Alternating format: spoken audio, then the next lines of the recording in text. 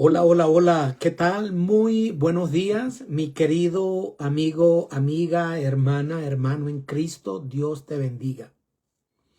Yo feliz de poder estar contigo una vez más para compartir lo que ha de ser un nuevo estudio.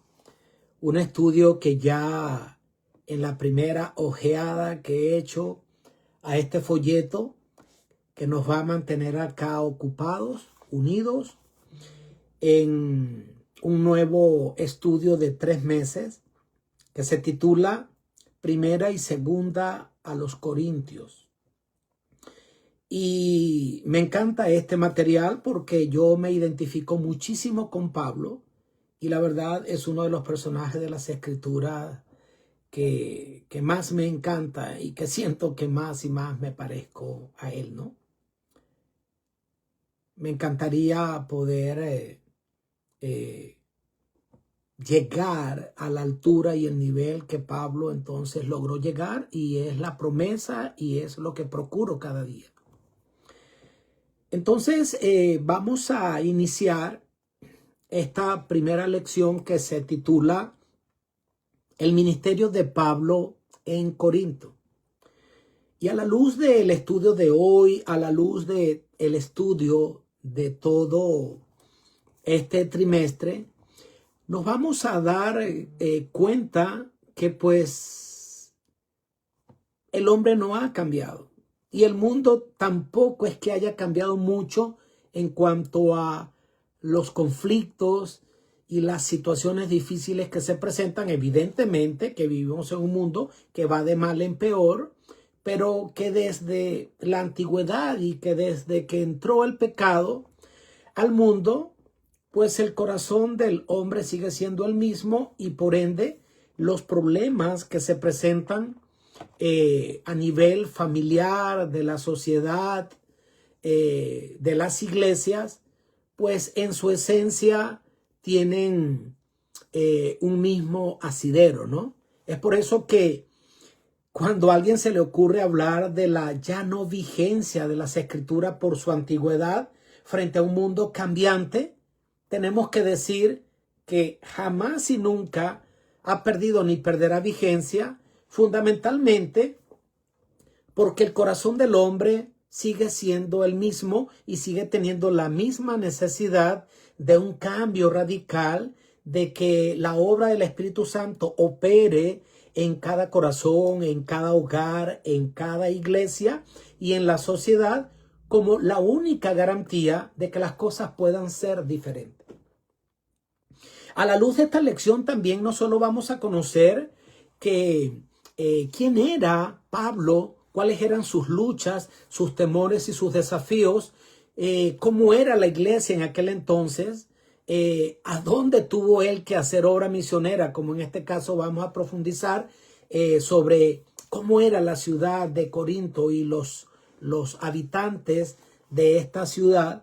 Y pues a la luz de este estudio nosotros vamos a poder recibir promesas maravillosas como la que se le dio a Pablo en ese momento de temor que él tuvo y que pasa a ser el versículo clave para esta semana que encontramos en Hechos 18, 9 y 10, donde dice: entonces el Señor dijo a Pablo en una visión nocturna: no temas, sigue hablando y no calles, que yo estoy contigo, y ninguno te podrá dañar, pues tengo mucho pueblo en esta ciudad.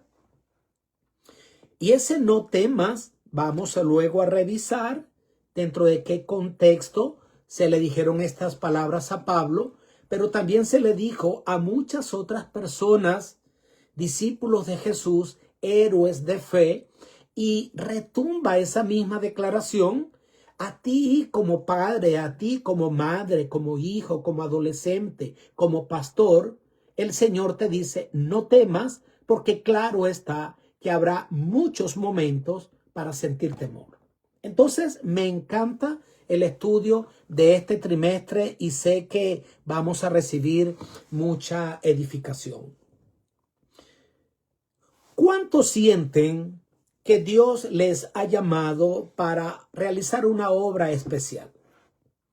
Yo espero que tú que me escuchas puedas decir, yo creo que a mí Dios me ha llamado a una obra especial.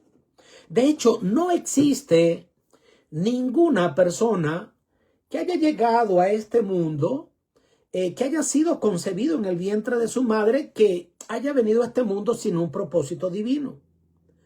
Porque al final es Dios quien nos ha tejido en el vientre de nuestra madre con un propósito más allá de las circunstancias a través de las cuales se haya dado tu gestación o tu nacimiento.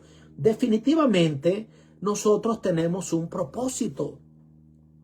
Pero no todo el mundo está claro que tiene un propósito y que tiene un llamado. Pero como alguien dijo, no somos islas. Por lo tanto, nadie puede decir que su vida, lo que haga o deje de hacer, no va a tener ningún tipo de repercusión positiva o negativa sobre su entorno. Y como bien sabemos, el entorno más inmediato es nuestro hogar. Posteriormente, nuestro trabajo, la iglesia, si usted va a una iglesia, sus vecinos, el contexto dentro del cual y el ámbito dentro del cual usted se desenvuelve. Pero en Pablo, él tuvo claro que él había sido llamado, como lo vamos a repetir más adelante, desde el vientre de su madre, escogido por Dios para hacer una obra especial. Lo que pasa que dentro del proceso de creer, saber, confiar en que Dios me ha llamado, es posible que a veces no entiendo la naturaleza del llamado y de repente tengo que ser direccionado, redireccionado como tuvo que ser Pablo. Pero si algo yo admiro de Pablo era la tenacidad y el compromiso con el cual Pablo hacía todo lo que hacía. Sí, estuvo equivocado. Vamos quizás a tocar un poquito acerca de su encuentro con Cristo, Cristo resucitado, camino a Damasco, donde podemos revisar y ver a qué iba Pablo a Damasco. Y sabemos que iba a realizar la obra que había hecho en muchos otros lugares donde él había asolado a las iglesias cristianas, aquellos que eran discípulos de Cristo. Era alguien temido por las personas, pero él tenía una tenacidad y una entrega para con lo que él hacía, aunque era incorrecto, que es de admirar. Y allí yo me detengo y digo, ¿cuán comprometido eres con lo que haces? ¿Cuán exitoso eres con lo que haces? ¿Eres aquellos que lo que se te encarga o te propones a hacer, lo abandonas al primer problema que tienes? En cualquier ámbito, en cuanto al ejercitar tu cuerpo, en cuanto a cualquier plan que tenemos, sea de comer mejor, de vernos y sentirnos mejor, de trabajar y llevar adelante a la familia, lograr tus metas, sacar una carrera, en fin, ¿cómo eres tú frente a cada cosa que tú emprendes? Pablo no vacilaba. Pablo era una persona digna de admirar porque él lo que hacía, lo hacía con compromiso. Ahora, Pablo, ya en el punto donde él se convierte en apóstol de Jesucristo, tenía claro que este llamado no vino por voluntad humana, sino que vemos como allí en Primera de Corintios 1:1 y en Romanos 1:1, evidentemente cuando él se convierte al evangelio y se presenta en las iglesias, obviamente la gente tenía temor de él, porque sabía de la fama que Pablo ya tenía como un enemigo de la iglesia, que encarcelaba y azotaba a través de Pablo a todo seguidor de Cristo. Y obviamente le temían, le rechazaron, pero él va y se presenta como apóstol llamado, y quien recibe ese llamado del apostolado no por voluntad humana, sino como lo describe allí en el capítulo 1, versículo 1 de Primera de Corintios, se presenta como un apóstol de Jesucristo llamado por la voluntad de Dios. Y un apóstol es un enviado. Y Pablo entendió que él había sido enviado por el mismo Jesús a realizar una obra en favor de él. Él estaba plenamente convencido de que ese llamado era un llamado providencial y que estaba avalado directamente por Dios. Entonces, ese llamado de hecho se entiende mejor a la luz de su experiencia con Cristo, como lo vemos en Gálatas 1:1 y el versículo 15, donde, como ya dije hace un momento, él menciona de que él fue apartado para una obra especial desde el vientre de su madre, ¿ok? Por la gracia de Dios.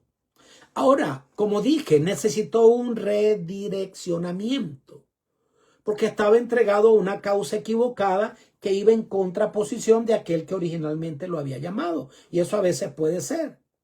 Así que qué bueno que él no se concentró en una terquedad donde dijo que no, sino que cuando se encuentra con Cristo, entendió que estaba caminando hacia una dirección equivocada. Y luego entonces allí cuando el Señor se le aparece y lo derriba de la cabalgadura en la que venía, y entonces el Señor Jesús le habla y le dice: Saulo, Saulo, ¿por qué me persigues? ¿Quién eres, Señor? Bueno, yo soy Jesús Cristo, a quien tú persigues. Al tú perseguir acá a todos mis seguidores, me estás persiguiendo a mí. Ahora, qué increíble que Pablo allí, wow, su mente se reseteó y entendió cuánto él había gastado todo su esfuerzo y energía y había hecho tanto daño a la causa de Cristo, que después yo creo que él dijo: no puedo hacer otra cosa sino de aquí en adelante dedicarme a la causa de Cristo, a quien tanto dañé en su momento. Es por eso que la Escritura y él mismo dice: cuando abundó el pecado, sobreabundó la gracia, y aquel a quien más se le perdona es el que finalmente más ama. Y no por eso, dijo él, pecaremos para que la gracia abunde, en ninguna manera. Pero qué compromiso el que tuvo Pablo una vez que se encuentra con Cristo camino a Damasco. Ahora, qué importante entonces, y es lo que quiero destacar de este día, de esta primera o segunda parte del análisis de esta lección. ¿Entiendes que tienes un llamado? ¿Entiendes que si hablamos a nivel de familia, claro que tienes un llamado? Seas padre, seas madre, seas hijo, tienes un llamado, tienes un rol que cumplir. En medio de la sociedad, en medio del lugar donde trabajas, tienes que hacerlo bien. En medio de la iglesia y a nivel ministerial también tienes un rol que no está allí limitado para los pastores y los líderes, sino que todo aquel que nace en el reino de Dios nace como un misionero y con un llamado a ser apóstol de Jesucristo. Somos enviados por Cristo, ¿a quién? Al mundo, para ser la luz del mundo y poder dar la luz del evangelio a un mundo que está sumido en oscuridad. Ahora, entonces nos encontramos acá en este primer viaje misionero de Pablo en Atenas, en Hechos 17, 16 al 34. Allí lo encontramos. Cómo era Atenas una ciudad llena de filosofía, mucha idolatría, y fue donde él estuvo antes de llegar a Corinto. Él pasa por allí por previa oposición que había tenido en Berea, y mientras esperaba allí a que llegara Silas y Timoteo, quien le iba a ayudar, quien les iba a ayudar en la obra de la predicación de la palabra, es increíble que Pablo siempre estuvo aprovechando cada oportunidad que tuvo para presentar el evangelio. Y estando allí en Atenas, entró primero que nada, como era su costumbre, a la sinagoga y empezó a presentar a Cristo. Luego lo hizo en la plaza pública, finalmente lo hizo en el Areópago, presentando el evangelio a los griegos y teniendo siempre algo importante. Las enseñanzas de Pablo siempre se adaptaban a la cultura del lugar donde él estaba presentando el evangelio. Y esto es importantísimo. Porque aunque la palabra de Dios es una sola, la manera de presentarla no puede ser la misma en todos los lugares y frente a todos los auditorios o estratos sociales. No, sino que él lo adaptaba de acuerdo a la cultura, al lugar, al momento, a los problemas particulares que en ese lugar había, y él hacía una adaptación del evangelio para que el evangelio atendiera directamente las necesidades más profundas que había en ese lugar, las cuales son diversas dependiendo de cada lugar, cada hogar, y eso es así. Incluso usted no puede criar a sus hijos de la misma manera. Usted no, pueden haber salido del mismo vientre, pero cada hijo es distinto. Y usted y yo no podemos criar a nuestros hijos de la misma manera porque ellos van a reaccionar de diversa manera a cómo usted les presenta el evangelio o les cría o les provee disciplina, orientación, exigencias, etcétera, porque ellos vienen con diversas debilidades, fortalezas, etcétera, y lo mismo ocurre en todos los demás ámbitos. Entonces nosotros tenemos que ser flexibles, ¿sí? Tenemos que ser flexibles. ¿Para qué? Para que entonces se pueda obtener eficacia en lo que yo estoy dando, porque lo mismo que yo de allá o hice allá o como lo hice allá, no necesariamente me va a funcionar acá. Y eso siempre Pablo lo tuvo presente, fue un estratega. Luego en Hechos 18, 1 al 11, nos damos cuenta que de Atenas Pablo pasa a Corinto en ese segundo viaje misionero. Y es interesante que él permaneció aproximadamente año y medio allí, según lo relata Lucas. Y como era su costumbre, acá también vuelve a empezar a predicar en la iglesia, dando siempre testimonio de Jesucristo y cómo se le apareció, y contaba su historia. ¿Qué hacía yo antes? ¿A qué me dedicaba yo antes? ¿Cómo me encontré con Cristo? ¿Cuál fue el llamado que él me hizo?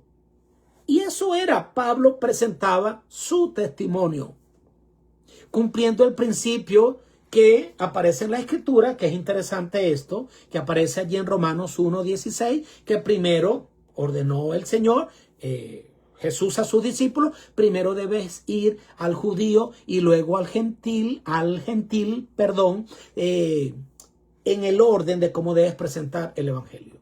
¿Y por qué? ¿Por qué primero al judío y primero al gentil? Porque apareciera como que una preferencia de parte de Dios o de Jesús para con los judíos y después los gentiles. ¿Hace Dios acepción de personas? Vemos que no. ¿Amaba Dios más a los judíos que a los gentiles? Claro que no. Entonces, ¿por qué aparece esta orden? Mira, el análisis o lo que Dios me dijo con ellos durante esta semana, pues fíjate que Dios escogió al pueblo de Israel, escogió a los judíos como sus representantes, y lo detalla la Escritura. No te escogí por ser el más grande de los pueblos, ni por ser el más inteligente, simplemente te escogí porque quise, porque me plació y punto. Pero más allá de que fuera por eso, bueno, sabemos que Israel fue escogido porque geográficamente estaba ubicado en el centro de ese mundo contemporáneo, de ese mundo antiguo, de aquel entonces, y la escoge para que desde allí se pudiera desprender la luz del evangelio a todo el mundo antiguo, habitado para aquel momento. Ahora, claro está, cuando Dios dice primero presente el evangelio a quién, a mi pueblo, al que he escogido, y luego a los gentiles, debe ser así.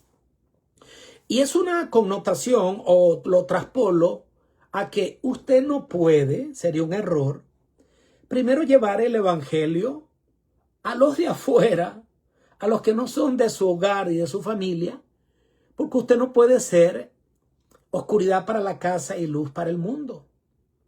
El evangelio suyo, así como se le ordenó a los discípulos, y ese es un mismo llamado a nosotros, primero ve a los judíos y luego a los gentiles, lo traspolamos hoy día a nuestro llamado. Usted primero debe ir con este llamado a los suyos, a su casa, a su esposa, a sus hijos, a su esposo, a sus vecinos. Dios no le está necesariamente llamando a una obra para irse al África, para irse a la India, para irse a otro país, a hacer obra misionera. En algunos casos, claro que lo hace. Pero créame que nunca Dios le colocará ese llamado sin antes haberle dicho primero, cumple con el mandato en tu casa, entre los tuyos. Y eso es así, y eso nosotros lo debemos entender y respetar. Ahora, es interesante que Pablo llegó a Corinto y ahorita vamos a hablar un poquito más acerca de quién o cómo era la ciudad de Corinto, ¿ok? Pero es interesante que Pablo tenía un propósito en su mente. Y creo que es una de las cosas que más admiro y me gustaría experimentar en mi vida personal. Pablo dijo, yo no quiero ser carga para la iglesia. Y Pablo no dejó de atender sus necesidades personales. Dice que parte de por qué Pablo escoge también Corinto, porque Dios allí lo manda. Pero estando allí en Corinto, que es una gran ciudad, ya lo vamos a detallar un poco más, Pablo vio una oportunidad de subsistir, de ganar dinero también. ¿Por qué? Porque Pablo tenía su oficio. Él construía carpas, tiendas, ¿sí? Y él allí vio que Corinto era una plaza donde él podía trabajar, vender lo que él fabricaba y también predicar el evangelio. Yo creo que tiene que llegar el día en que nosotros los pastores nos tengamos que dedicar, bueno, yo en este caso yo soy un pastor voluntario, ¿no? No tengo problema en que mis compañeros pastores reciban salario, no, se dedican exclusivamente a eso.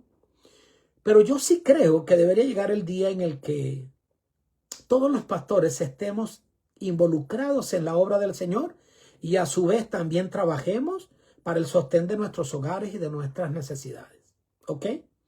En mi caso yo lo hago porque yo pues no he aceptado un llamado como tal a vivir del evangelio y a encargarme solo de esto, sino que hago las demás cosas, pero lo respeto. Pero en Pablo tenemos ese buen ejemplo, ¿no?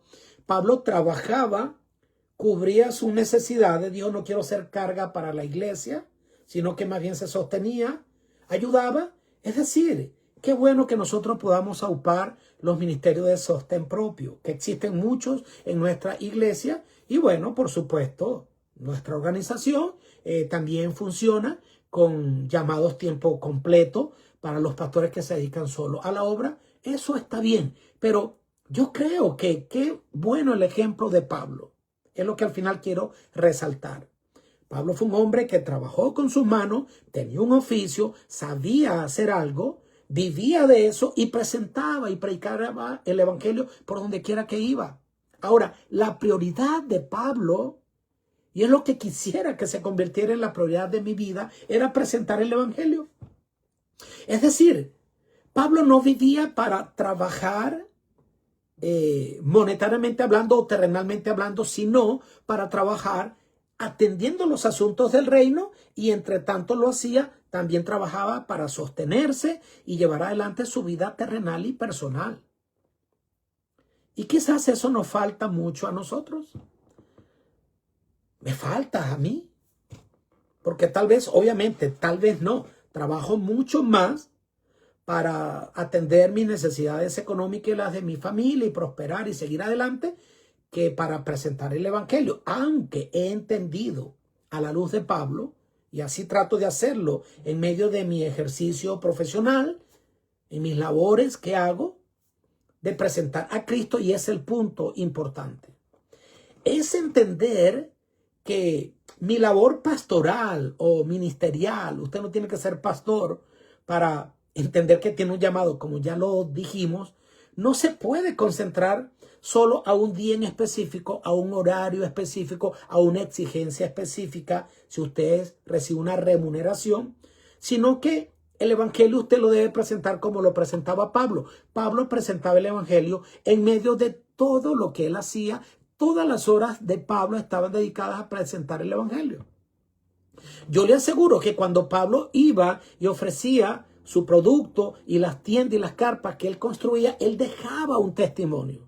Y el testimonio que Pablo dejaba, yo le aseguro que tenía que ver con la calidad de las tiendas y las carpas que él construía, con el precio justo que Pablo le daba a su mercancía, con la responsabilidad en la entrega que Pablo entonces había prometido a la persona. Para tal día usted tendrá el producto final ya listo.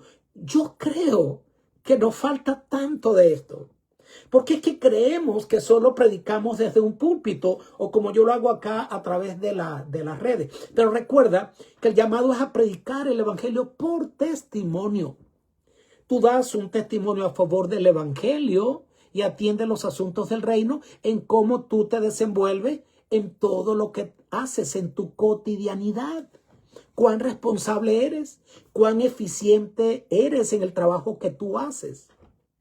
Eso habla mucho de la clase de cristiano que tú eres y eso me encanta de Pablo porque definitivamente es un lindo ejemplo a seguir. Aprovechamos nosotros cada oportunidad que tenemos para presentar entonces el evangelio. Ahora, ¿cómo era la ciudad de Corinto? En el capítulo de 18 de Hechos, del 1 al 3, que vemos a Pablo llegando a Corintios, vemos que era Corinto una de las ciudades más importantes del mundo antiguo, con un centro comercial increíble, estratégico. Tenía 2 puertos que conectaban rutas internacionales, lo que lo convertía en un lugar ideal para la expansión del evangelio y también para el negocio que Pablo hacía, como ya lo mencioné. Ahora, pero también era una ciudad marcada por el pluralismo religioso, con mucha inmoralidad, como suele ser o existir en las ciudades muy grandes, como lo refleja 1 Corintios 5, 9 al 11 y 8, 4, que imperaba la idolatría. La idolatría era común y la vida moral estaba fuertemente influenciada por prácticas paganas. En ese contexto nos damos cuenta y por qué Pablo decide ir a Corinto. ¿Y por qué Dios manda a Pablo a Corinto? ¿Ah? Su llegada allí no fue por casualidad, sino que él vio una oportunidad que Dios le reveló misionera, estratégica, para que luego el evangelio se pudiera expandir al mundo conocido. De allí, por las características que te acabo de mencionar, el evangelio se iba a propagar porque había una interacción de personas que venían de diferentes lugares y allí tomarían lo que Pablo daría, la luz, la buena nueva de salvación, y luego la llevarían a sus regiones. Como ya te dije, la misma razón estratégica por la cual el Señor escogió a Israel como su pueblo. Ahora, esto nos ayuda a entender algo importante. ¿Tú estás viviendo realmente donde crees que Dios te quiere tener? Con respecto a esto, en nuestra iglesia y siguiendo algunos consejos presentados, por ejemplo, por la hermana Elena de White, que al descontextualizarse y no entender que eso tuvo su razón de ser para el momento en que ella escribió tal recomendación, donde ella dijo que tratáramos de no vivir en las grandes ciudades. De hecho, la logística de nuestra organización, usted puede ver que todas nuestras universidades, y aquí en Estados Unidos, que hay pues unas cuantas universidades, todas, yo estoy aquí viviendo a 10 minutos de una de nuestras universidades de los Estados Unidos, una gran universidad. Y yo vivo en una zona, digamos, como de campo, no campo, porque evidentemente pero bueno, hay mucho ganado cerca, hay mucha vegetación y podríamos decir que obviamente esto se ha urbanizado mucho, pero cuando esta universidad se construyó y todas las nuestras, en Andrews, donde estudié, etcétera, están a las afueras de las ciudades. Pero se ha malinterpretado este consejo que en su momento la hermana White escribió. Y ella lo dijo claramente, que las universidades debían estar pues a las zonas aledañas y no en el suburbio de las grandes ciudades, y que era bueno y sano para nuestra vida, para cultivar en aquel entonces, para formar a nuestros hijos, menos contaminación, no está radicado en las grandes ciudades. Eso tuvo su razón de ser para ese momento y podría tener cierta aplicación para hoy día. Pero dijo, pero queden cerca de las ciudades grandes, a donde también el evangelio se tiene que ir a presentar y ustedes puedan volver a casa. Y digo que esto se ha malentendido porque ha habido muchas personas dentro de nuestro pueblo y organización que han dicho, no, nos tenemos que ir al campo. Nos tenemos que ir a vivir como ermitaños. Tenemos que aislarnos del mundo para no contaminarnos con la influencia de las grandes ciudades, que evidentemente están plagadas de muchas cosas: contaminación ambiental, lujuria, inmoralidad, idolatría, etcétera. ¿Ok? Banalidad. Pero no es ese el llamado. El llamado del Señor nunca fue a que nosotros viviéramos como ermitaños y alejados del mundo. No, Señor. El Señor claramente oró por sus discípulos y dijo, Señor, no te pido que los quites del mundo, sino que los guardes del mal. Entonces tiene que haber un equilibrio claro de que nosotros tenemos un rol que desempeñar. No creo que sea sabio usted irse con su familia, si todavía tiene familia o hijos dependientes, a un campo donde ellos ni siquiera se van a formar ni van a estudiar, por su afán de que yo no quiero que ellos se contaminen. No creo que sea una decisión correcta. Se tienen que desarrollar.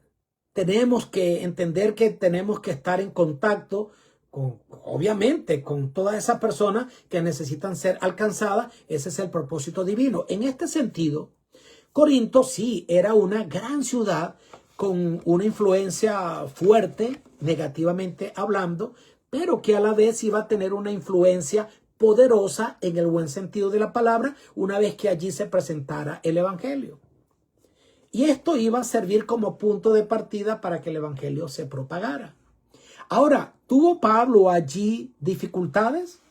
En esa ya tercera parte del estudio se nos habla de que allí lo encontramos enfrentado con mucha oposición en medio de la sinagoga. Fue rechazado, fue violentado, lo difamaron. Sin embargo, entonces allí vemos que el evangelio no se detuvo. Pero dice la escritura que no se detuvo porque se puso en acción la promesa de Dios de que la palabra de Dios nunca se devuelve vacía. Pablo se desanimó. Pablo llegó a un momento difícil donde él consideró que se debía ir a un lugar donde tuviese menos oposición y fuese más aceptado el mensaje que él traía. Y por momentos quiso desistir. Pero allí es donde se le aparece el Señor y en visión nocturna le dice lo que encontramos en el versículo de memoria de esta semana que ya leímos.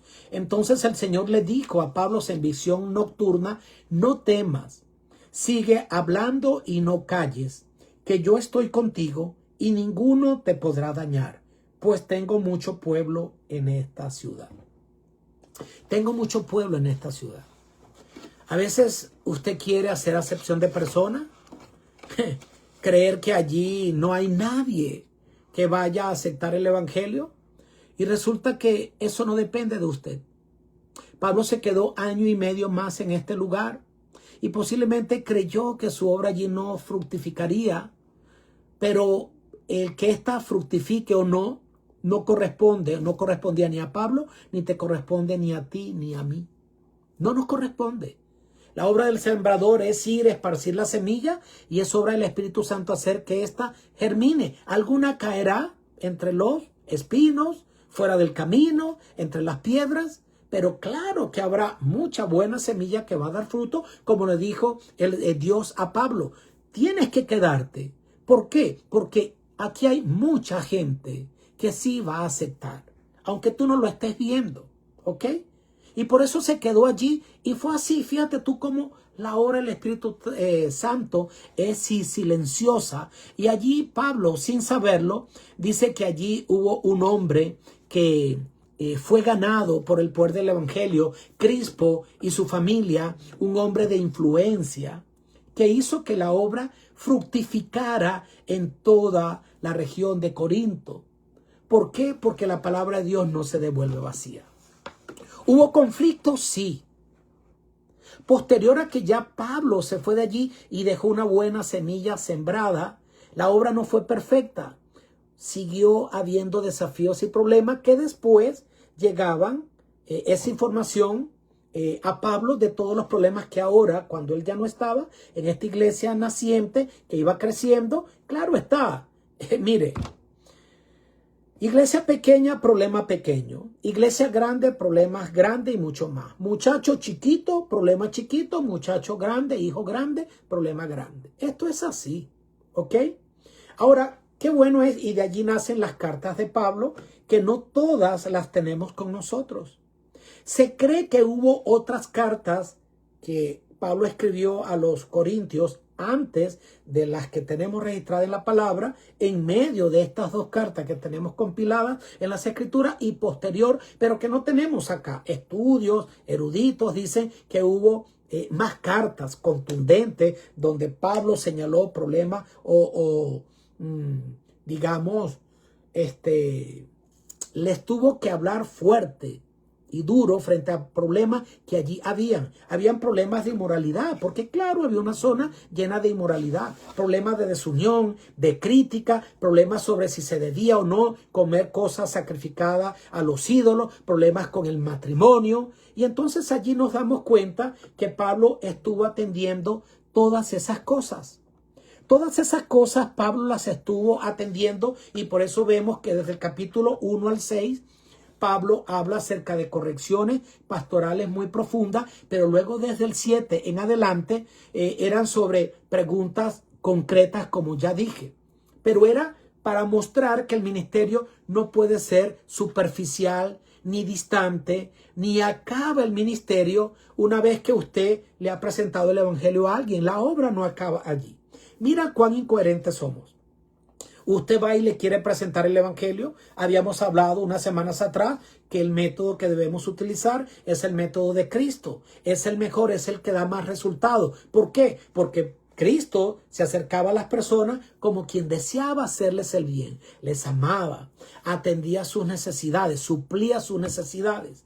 Y posterior a que hacía todo esto y se ganaba la confianza de las personas, Él les decía, sígueme. ¿Ok? Pero lo hacía porque este es el orden que debemos seguir. El evangelio se debe presentar de una manera sincera. No es posible que usted vaya con el evangelio a una persona porque usted lo quiere ganar para su iglesia. Eso no es así. Eso es un error. Usted tiene que ir a la persona a presentarle a Cristo. Más nada. Preséntele a Cristo. Y si el Señor lo quiere tener dentro de las filas de nuestra organización y nuestra iglesia, bienvenido. Pero la persona se tiene que encontrar es con Cristo y no con una iglesia. La iglesia es el mejor invento del Señor para la propagación del evangelio. Pero ¿cuánto daño hacemos cuando creemos que como iglesia somos la élite, somos el ombligo del mundo o somos la única iglesia verdadera y la iglesia única por la que viene Cristo? Esto es un error. Hay gente linda en todos los lugares, en mi iglesia, y gente muy mala, hipócrita e incoherente en otras iglesias y en la mía. Entonces mi interés por las personas debe ser presentarles a Cristo. Y si yo fuere levantado, a todos atraeré a mí mismo. Ahora, cuando usted le presenta hipócritamente una amistad a una persona porque le quiere presentar el evangelio y después esta persona, después que usted le dio los estudios y la visitó y le atendió, todavía persiste y dice que no se quiere bautizar o unirse a la iglesia, ¿verdad que muchas veces la abandonamos? Claro que sí, somos unos timadores. Cuando actuamos así, estamos entonces, ¿cómo? Siendo hipócritas. Nuestro interés no es sincero. ¿Y qué decir después que la persona se ha unido a nuestra iglesia? ¿Allí acaba la obra? Claro que no. Recién allí van a empezar los problemas de la persona. Porque a veces, cuando la persona que no ha decidido seguir a Cristo, puede ser que a veces no tenga muchos problemas. Pero basta con que la persona se entregue a Cristo para que empiecen a tener problemas con su misma familia, en el matrimonio, con el esposo que no se ha convertido, en su trabajo, una cantidad de cosas. Ahí comienzan las luchas Pero entonces creemos que la obra termina cuando ya la persona se bautizó. Claro que no, tenemos que seguir atendiéndoles, a ser discípulos. Y la obra de Pablo funcionaba así, aunque él físicamente se tuvo que ir después a otro lugar, a donde Dios le llevó. Él nunca dejó de atender entonces a esas iglesias que él entonces había ayudado a que nacieran, y poco a poco iban a seguir creciendo, y junto con ello vendrían todos los problemas que él siguió atendiendo a través de sus cartas. ¿Sabes cuál fue el secreto de Pablo? Como lo dice acá en medio de los problemas cuando él estuvo en Corinto, ¿ok? Cuando él estuvo allí, él dijo, me propuse no saber entre vosotros ni hablar entre vosotros de otra cosa que no sea Cristo y este crucificado. Y yo creo que es el secreto. Quiero cerrar la lección de esta semana, que el hilo claro en la experiencia de Pablo, yo creo que primero es la certeza de su llamado. Quiero tener esa certeza y tengo claro, ya la certeza la tengo. El Señor me ha llamado, claro que sí. Sé quién me ha llamado y a qué me ha llamado. Pero esa convicción me tiene que dar y te tiene que dar propósito, identidad y propósito claro. Luego que entendemos quién nos ha llamado y a qué nos ha llamado el Señor, tenemos que entender que la obra será una obra que no será fácil, que va a estar llena de desafíos, que vamos a tener oposición, cansancio, como lo tuvo Pablo, como lo tuvieron muchos otros a quien Dios le tuvo que decir, no temas, tranquilo, yo estoy contigo. Pero ¿sabe una cosa? Esa misma promesa está para nosotros hoy. Cuando quizás podemos ver y creer que nuestra obra no está funcionando. Ojo, revisa, porque posiblemente tienes que adaptar algunas cosas dentro de tu casa primeramente. Ok, primero a los judíos y luego a los gentiles. Primero a tu casa y luego al mundo. Y a lo mejor el método que estamos utilizando tenemos que ser redireccionados como lo tuvo que ser Pablo. A lo mejor entonces debemos entender que estamos persiguiendo y hostigando a aquellos que debemos llevarlos a Cristo y aceptarle tal cual somos, para que sea Cristo y su gracia quien los transforme. Quizás necesitamos un redireccionamiento como lo necesitó Pablo, que lo recibió, que tuvo la humildad para reconocer que iba en oposición y en contravía de la voluntad del Señor, pero lo entendió y dio un giro de 180 grados que ahora le permitió ir en la dirección correcta, que no es una dirección ni un camino perfecto, está lleno de desafíos, pero está revestido de la promesa del Señor que te dice, no temas, yo estoy contigo. Así que también hemos aprendido que no debemos aislarnos del mundo, sino ser la luz del mundo, en medio de la oscuridad. Allí debemos nosotros brillar. Mientras más densa es la oscuridad, más fuerte va a brillar la luz de Cristo. Así que entonces, sí, tal vez vivamos en un lugar que hay mucha influencia inmoral, mucha idolatría, banalidad. El llamado de Jesús por ti o para ti, o el ruego de Jesús a Dios por ti y por mí es, Señor, no los quites del mundo, solo líbralos del mal. Para seguir entonces enarbolando la bandera del Evangelio y compartiendo la luz del Evangelio con tantos otros que no la han recibido. Así que creo que es el desafío más grande. Quiero pedirle al Señor que me permita entender que la obra que me ha encargado para nada es una carga. Es un deleite poder participar y atender los asuntos del reino. Ser discípulo de Cristo, ser apóstol de Jesucristo, ser enviado por Él, primero a mi casa, a los míos, a mi esposa, a mis hijas, a mis vecinos, a las personas con quien trabajo. Ese es el lugar y la mies o el lugar o la viña donde el cual yo debo desempeñar mi labor como pastor, como padre, como ciudadano. Dios te bendiga. Va a ser una lección hermosa, maravillosa. Me encanta la experiencia del ministerio de Pablo. Me encantan las cartas escritas por Pablo, por supuesto dirigido por el Espíritu Santo. Y espero compartirlas contigo semana tras semana y que tú también las puedas compartir con otras personas. Oye, ¿qué estás haciendo por Cristo mientras vida Él te da? sembrando está su palabra o te hallas durmiendo quizás? ¿Qué estás haciendo? ¿Qué estás haciendo?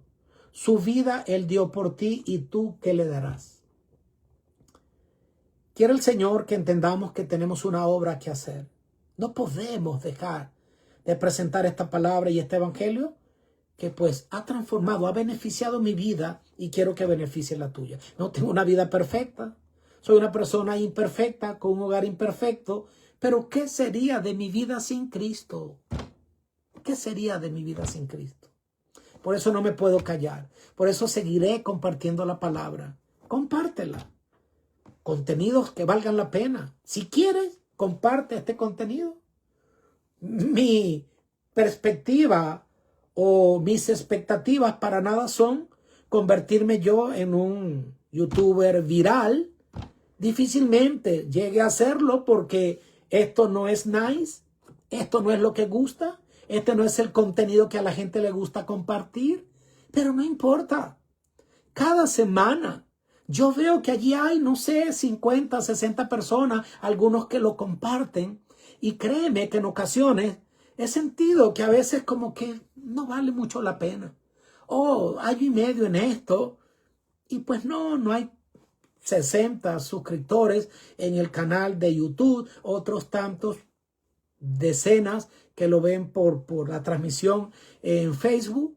Y a veces he sentido, ¿será que vale la pena seguir? He tenido a veces desánimo, como lo tuvo también Pablo. Soy humano.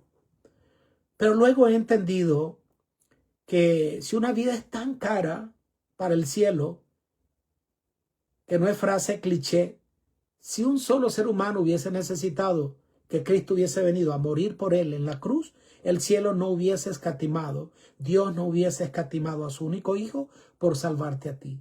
Y cuando recuerdo eso digo, algo hará esta palabra, como lo hace en mi vida, soy el primer beneficiado, algo hará esta palabra en el corazón de otro, porque abrazo la promesa de que esta no se devuelve vacía. Pero qué lindo sería que lo aproveches, que no solo te conformes con este estudio, que vayas tú mismo y lo escudriñes. Acá solo damos es un concentrado de la lección, hay otros enfoques, hay más información, pero que también lo compartas. Así que te animo a que si lo quieres compartir, le quieres dar like en el canal de YouTube Lecciones de Vida con Humberto Caldera, bueno, no me harás un favor a mí, se lo harás a los asuntos del reino, a aquel que dio su vida por ti, ¿ok? Para mí es un placer poder compartirlo y espero que Dios me dé vida y, bueno, convicción de que estoy por el camino correcto. Dios te bendiga. Fuerte abrazo, ¿ok? Chao.